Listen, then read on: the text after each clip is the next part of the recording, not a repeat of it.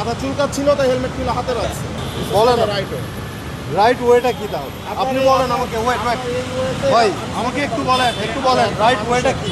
একটা মানুষ Right way টা কি? যদি চুলকায়, ঠিক আছে, মানুষ তো হেলমেট খুলে হাতে রাখতেই পারে। কি মাথা কি হয়েছে? মাথা চুলকাচ্ছিল তাই হেলমেট খুলে হাতে রাখছে। হাতে রাখছে? হ্যাঁ, এটা কি ওই পুরো রাস্তায় মাথা চুলকাইতে হেলমেট মাথা চুলকায় না, আমি এখান থেকে আসছি কেবল।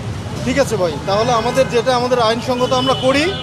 আপনি এটা ওই আদালতে একটা কেস করেন, করে আপনাদের সেই অনুযায়ী মাথা চুলকায় কি করছেন এটা করে আইসেন। আপনারা করেন, আপনাদের ইচ্ছা মতো আপনারা করেন, এটা কি কেউ ঠেকাইতে পারবে? আপনার কি রেজিস্ট্রেশন নাম্বার আছে, রেজিস্ট্রেশন কার্ড আছে? জান দেখি রেজিস্ট্রেশন সাথে নাই। এটা কি আইনসঙ্গত? না, এটা আইনসঙ্গত না। হ্যাঁ, এটা কি আইনসঙ্গত?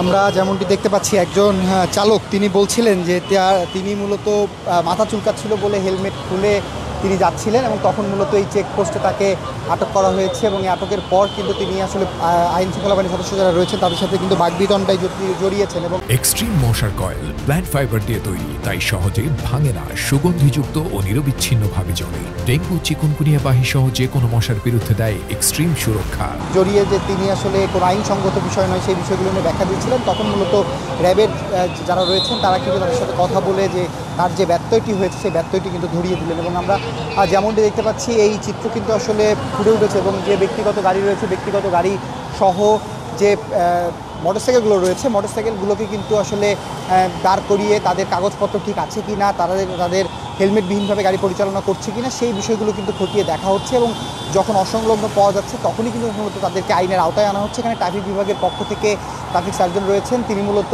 এই আইনের যে প্রয়োগের যে কাজটি সেই কাজটি র্যাবের সাথে সাথে করছেন।